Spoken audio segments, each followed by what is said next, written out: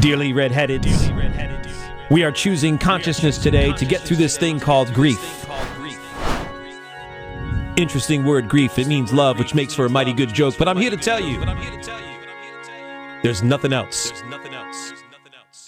Just joy.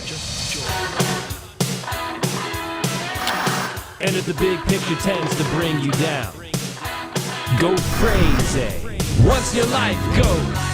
Woo! Hi, Brian. Hello. How you been? I'm pretty good. People get to catch a glimpse of me handing you tissues in our last episode. Man, I knew something was the missing. elusive Brian shows his face. Yeah, that Nobody sees me. That was cool. yeah. Very informative. I appreciate you wearing the Speedo once in a while. There I go. I listened to my second new episode last night.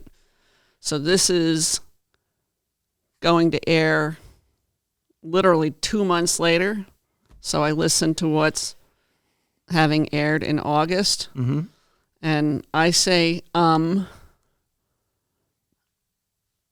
entirely too much. So I'm going to work on that. That's okay. Especially when I talk to myself, not when I talk to other people.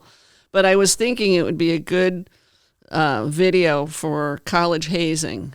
You know, every time Redhead says, take a sip. And, 5 minutes of college hazing and you'll be cocked. Not that I'm encouraging hazing, drinking, or saying, There it goes. Wow. It's just a bad habit. I got to break it. Just go with it. I'm going. I think I told you privately that on September 11th, which won't air till late fall, I'm having a woman come on that is going to contribute. My analogy is I need my Robin Quivers. Sure. And she's somebody who's got a toe on the spectrum and really has a good understanding of how my mind works. So I look forward to talking to her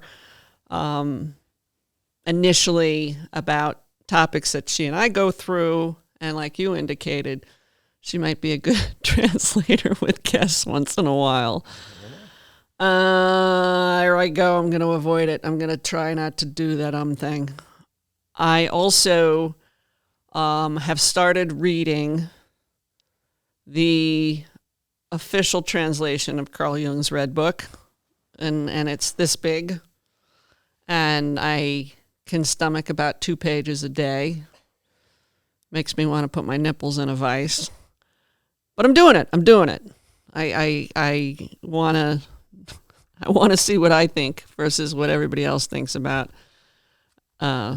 that experience of his Red Book, which he wrote for a number of years, pushed his mind to all sorts of places. And I'd like to think that that's what I'm doing for the greater good and for my own good, especially for my own good. After talking to Dr. Bob Stein, I intended to talk about dementia and my experience with dementia and Alzheimer's and my mother and hospice. And because Dr. Stein and I didn't get to that place and we're going to be doing more interviews, I'm going to avoid that. God, I hate it in my own head, but I recognize it's a necessary evil. So I'm actually going to tell you, I've been doing this for 2 months. I've mentioned a couple times that since I've moved to the Poconos, which was in March for context, I had been doing some self-sabotaging. I thought I was doing it because there we go. I was using my voice. I'm writing about things in Laugh That I Don't Die that are very uncomfortable, but I got to get them out of me. I have this big concern of disappointing my sons. So I just figured, I'll gut it out and the self-sabotaging will stop. Well, it's been about 6 months. I've put on 15 pounds. I figured it out, though. And the way that I figured it out is kind of cool. And it speaks to how I work with my claircognizance. I work with my intuition. I work with my higher self. I witnessed something in nature 2-3 weeks ago that was crushing. And I'm not going to say what it is because I don't want to make you sad. It's something that we've all likely seen, but I saw it right after it happened. And it happened in the animal world, and I was very aware that a mom just lost her kid. And that animal experience I had with the mom was just spectacular, sad, but spectacular. And should I shut that off? All right, my phone's fucking ringing. I swear to Buddha, I shut it off every time I come here. I don't know what happens. So I have this experience and it really bothers me. And things like that have always bothered me. I remember when I was a kid, we were living in California. I was in the back seat of the car with my parents, my much older parents that people thought were my grandparents. I was probably 8 or 9. We were on the highway. It was a multiple lane highway.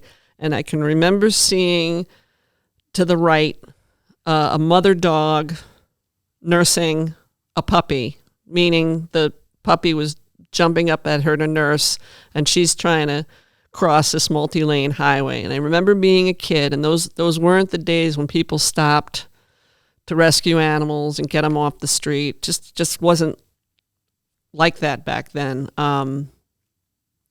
So I can remember knowing, wow, like the consequences in my head that could happen if she tried to cross. She could lose her baby. She could lose herself. And I had always been able to do that, like have this unbelievable compassion.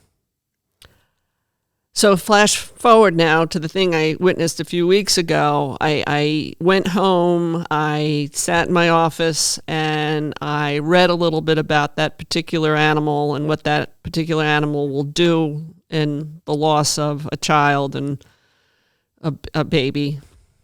And used that as a means to process it, and kind of was thinking, I hope I helped. Moved on.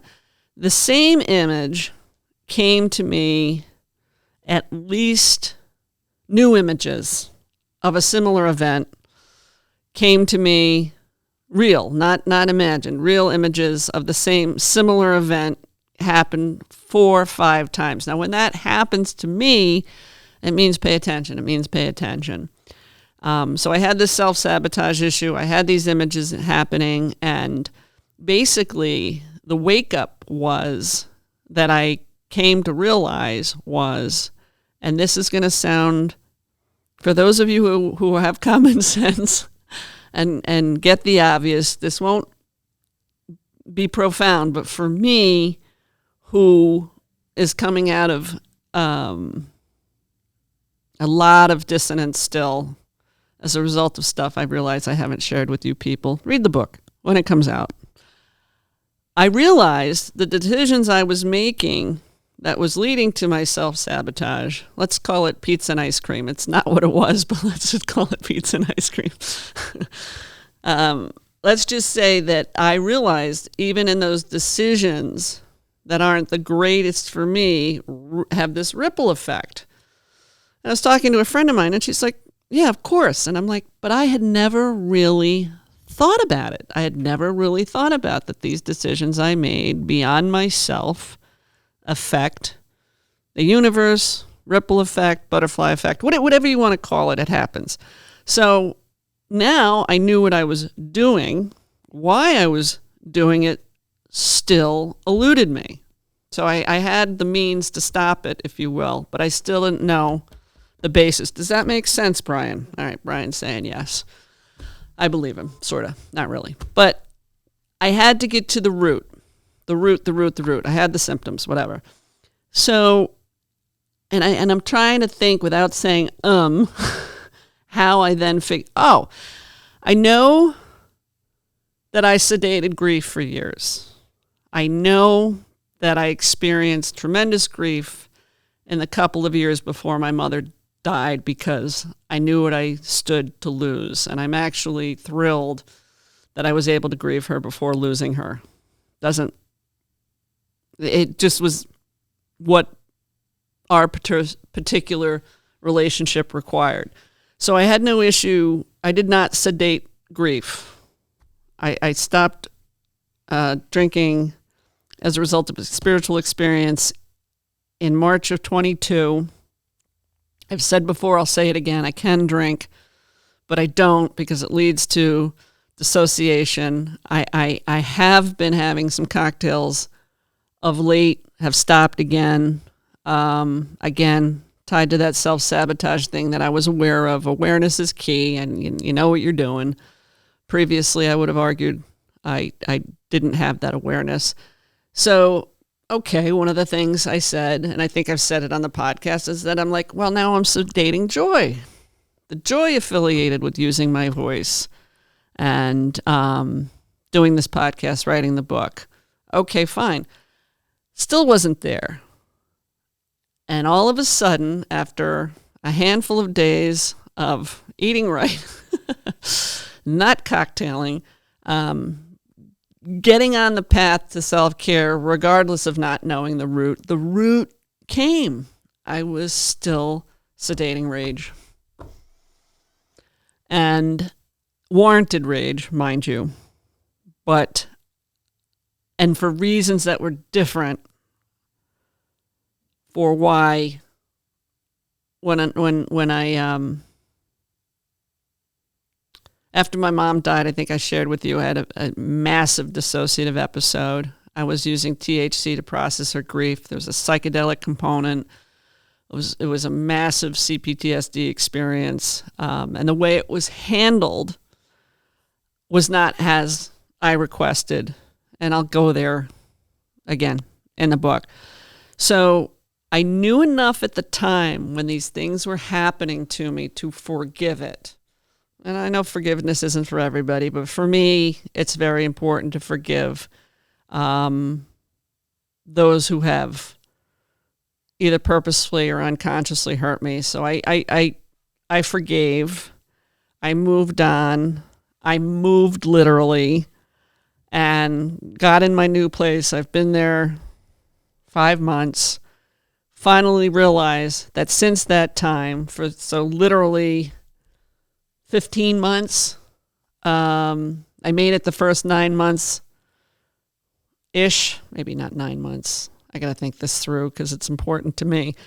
I made it June, July, August, September, October, November, December, January. Yeah, 8-9 months I made it without any kind of sedation.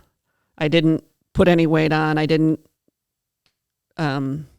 regress to bad habits, however you want to look at it. So I was unaware, in denial, that what had happened to me was so painful and hurtful that I couldn't face it till literally days ago, after getting back on the path of self-care. So the first time through my spiritual awakening, it was like, I think I've described it like a rocket that got me to take care of myself and get to the place I needed to be to basically, I feel like, to face the loss of my mom, my best friend. I call her mom best friend. She's my best friend. That makes a big difference. So it has taken me another, post her passing in May of 24, it's taken me till August of 25 to now have another spiritual awakening of my own volition. Make sense? I hope it does. I think, and I write notes to write about, I think when we, and these are generalizations, these are speculations, these are stereotypes. I think women have, an easier time sedating rage than men. I think it's easier for, I want to say the opposite about grief. I think women are more aware of sedating grief than men, and I think we both sedate joy. At least that's what I've experienced. And I can't wait to write about it, especially that I feel like I have more credibility sitting here now that I have figured that out for myself. So I wasn't feeling like an imposter doing this podcast, but I knew there was something else I had to face. So I'm thrilled that it's only 2 months in. And I'm down 3 pounds. Most importantly, I am down 3 pounds, and it has a lot to do with my case. I once my mind is, and I would, meditation and the time I spend in solitude, I'm not chronically thinking about this stuff, and that's really important too, because that's when your higher self kicks in. And for me, my higher self is so important because I do miss the obvious. The profound's great, but I was I have Poconos have a lot of homes that have walkouts, and my home has a walkout, and it means that the downstairs bedrooms still have windows, but a good portion of it is caressed by the ground, if that makes sense.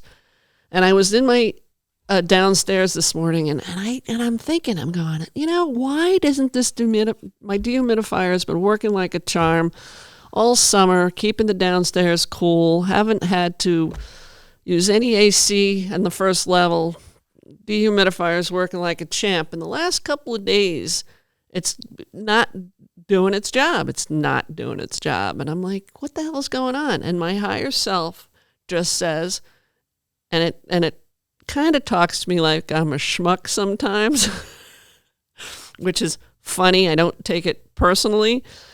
My higher self says it's August. The ground has warmed up. There's, it's harder to keep the downstairs cool once the land around it has warmed up. And I just start laughing because I know that wouldn't be something I came up with on my own. And it's funny. And I wish I could express to you how that was always such a big part of me, that higher self, and I abandoned it. I hope that makes sense. I hope it resonates. I'm really trying not to say more than makes sense. So, all right. What else do I want to tell you? I refuse to say.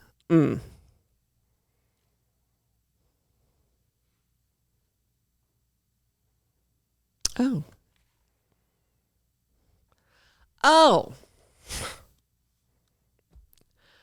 When I was in high school, probably first or second year, a good friend of mine already knew she was going into social work. And as a result of some program she was involved in, she was already allowed as a teenager to talk to abused children. In this case, it was a little girl who was being raped by whoever she was being raped by. And my friend, trying not to use her name, told me a horrific story. Beyond the rape, the covert aspects, the psychological aspects that this abuser was using to keep the little girl quiet. And I'm not going to tell you what he did. I don't need to. But I will tell you that he did something so horrific on top of doing something so horrific that this little girl asked my friend if it was mean. I think she said, "That's mean, right?" And I don't mean the rape. And of course, my friend was able to tell her how cruel what he was doing covertly was. My point is when my friend told me that story, I knew that I did not have the chops for that stuff. I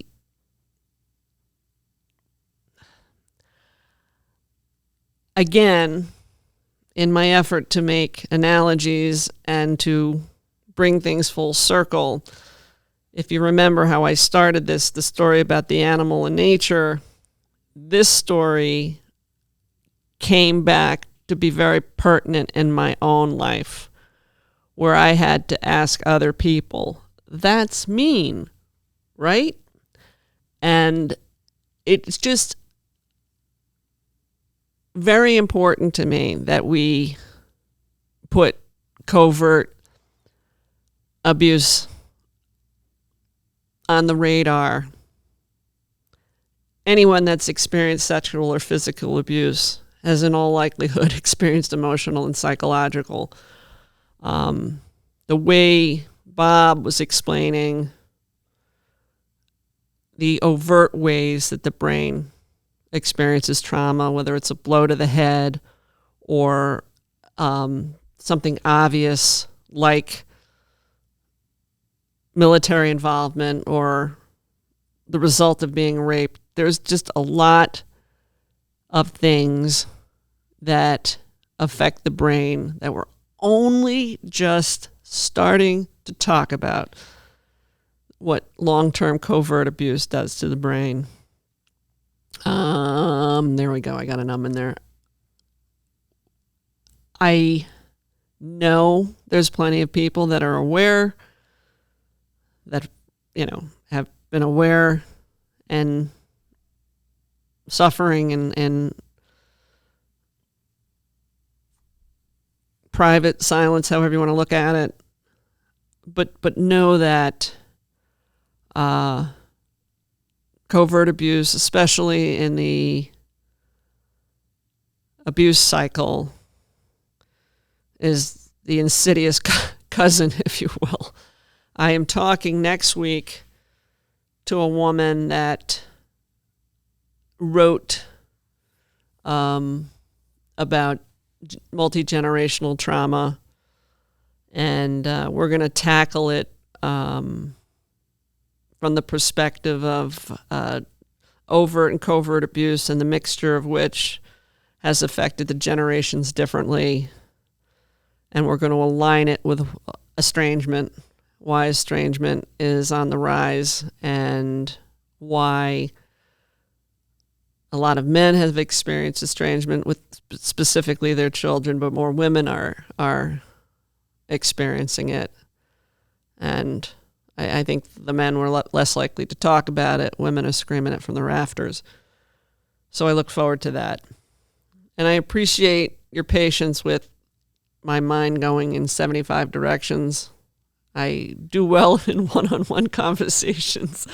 This kind of thing is really challenging. It's very hard for me to convert pictures to words, but I think plenty of you do it, so I'm finding my way. And I hope you get to see me 15 pounds lighter before I stop doing this. Thank you. Thank you for listening and supporting Natural Born Redhead. If you follow the bouncing balls, please like and subscribe. If you know someone interested in sparing others grief and inciting joy, message me on Facebook or reach out via my website, Natural Born Redhead. J-Ma.